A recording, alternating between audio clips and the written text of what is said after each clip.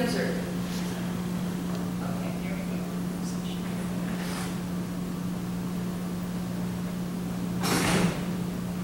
We're going to watch that again. Because we don't want any sound here. That sounds well on this video. Take two.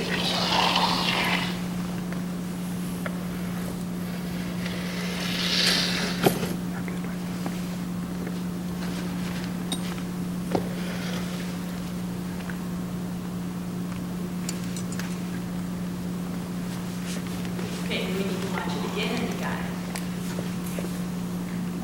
Feedback! We got it? We're going to pick my note. That's our note. Ready?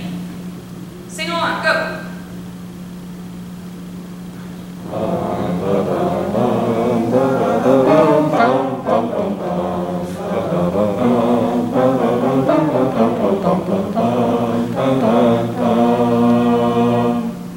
Okay. Few things. Question for us as an ensemble. Did we notice any differentiation in dynamics?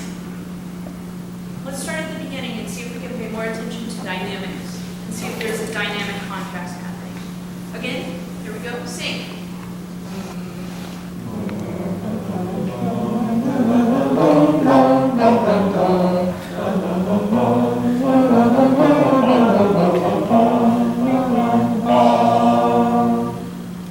There. Okay. So, things that we're noticing, let's just look at this still shot right now. Feet are in good placement. Very good placement. Jason, I want you to make sure to be conscientious about getting the weight all the way centered in the body. Because you have a tendency to be shifted on one side. Okay. Now, for all of us standing up here, and this is another reason why I do this, it's much easier to talk to you when you have something to compare it against.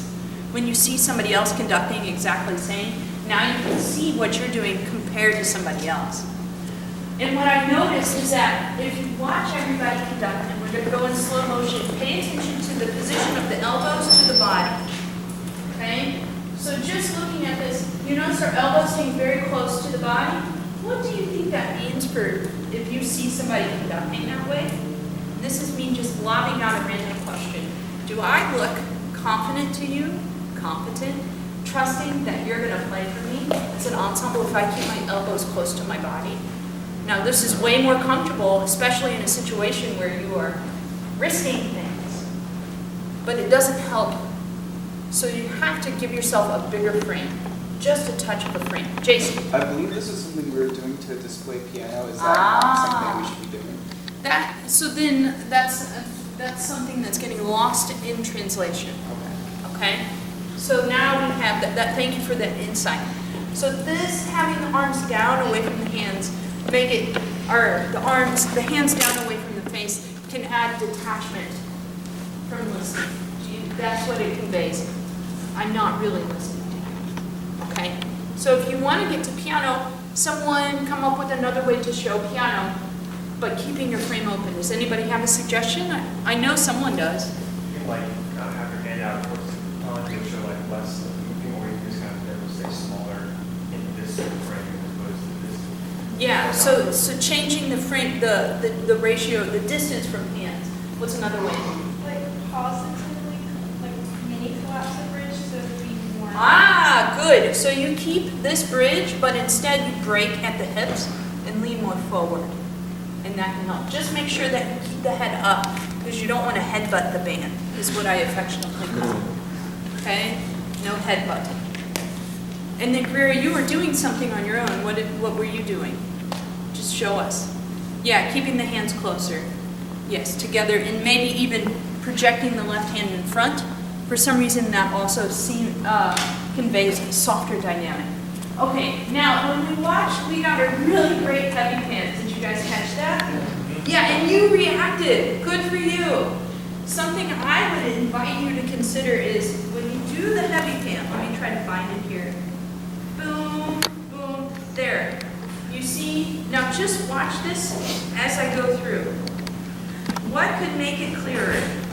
There's a lot of movement. And a lot of that movement, do you notice, happens vertically as we're going through?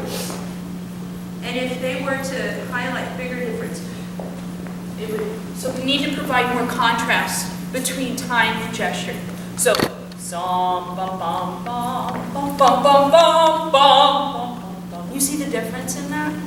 So it's being able to control the body movements to go from a micro movement to a big macro and still keep time. And that's the next thing, is refining your fingerings, refining how you're moving through the timeline so you can get greater contrast between time and gesture or activity. That's going to be all of our kind of little things that we're going to talk about. Good. And then finally, what else could we do to help with piano? Our faces. Yeah. Oh, these faces. Your beautiful faces. Yes. And that's what I'm getting at. If you don't start practicing that now on purpose, then it's something that's going to be a lifelong journey. It's going to be a lifelong journey regardless, but you have to practice implementing facial expression. Okay? Otherwise, it's not going to show up when you need it. So make that a part of your habit. So you're doing your daily practice with the soundtrack, then on purpose start making faces while you're doing that.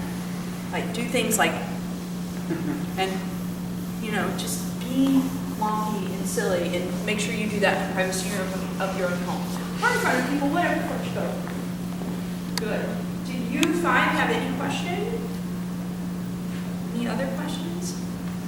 So things that I noticed in watching this, just kind of going through, most of your pattern is very, do you see that it's very vertical? Like I'm just even watching you forward and backwards, there's a lot of vertical, like this, up, down. And so we have to figure out how to differentiate things more. So ding, bum, bum, bum. That's why I tend to smooth things out more.